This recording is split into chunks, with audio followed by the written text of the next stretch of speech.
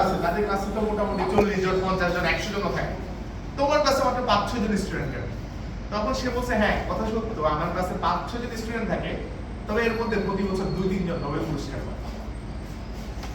So it's not about the quantity, it's about the quality আর কি। অর্থাৎ অন্যদের ক্লাসে হয়তো 100, 150, 200 বা 1000 জন স্টুডেন্ট থাকে, কিন্তু আমি পড়াই 5-6 জনকে, তার মধ্যে 2-3 জন কিন্তু প্রতি বছর নোবেল পায়। সো আমরা চেষ্টা করতেছি যে বগুড়াতেও যদি ধরেন এমন মানুষজনকে পাওয়া যায় যে আমরা হয়তো 20 জনকেই শেখাচ্ছি, কিন্তু এই 20 জনই আসলে 20 লাখ মানুষকে শেখাবে।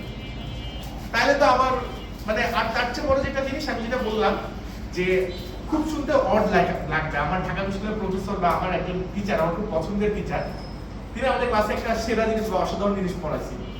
তিনি আমাদের ক্লাসে পড়াইছেন পৃথিবীতে সবচেয়ে সহজ কাজ হচ্ছে টাকা পয়সা ইনকাম করা।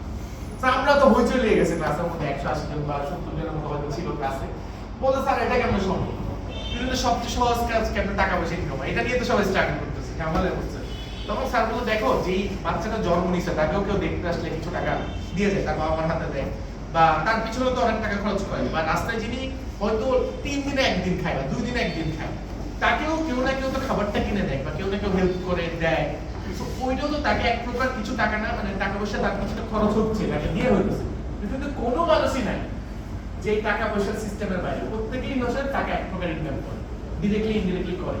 কিন্তু তুমি পুরো বাংলাদেশে হয়তো 10 জন মানুষকে পাবা না যারা ইমপ্যাক্টফুল কাজ করে, অর্থাৎ বলার মতো একটা কাজ করে বা গুরুত্বপূর্ণ একটা কাজ করে। হ্যাঁ সব কাজই গুরুত্বপূর্ণ, কিন্তু আমি যেটা বলছি আপনি বুঝছেন ইমপ্যাক্টফুল কাজ আসলে কি, মানে খুব গ্লোরের মতো, মানে খুব গ্রেট কিছু করে।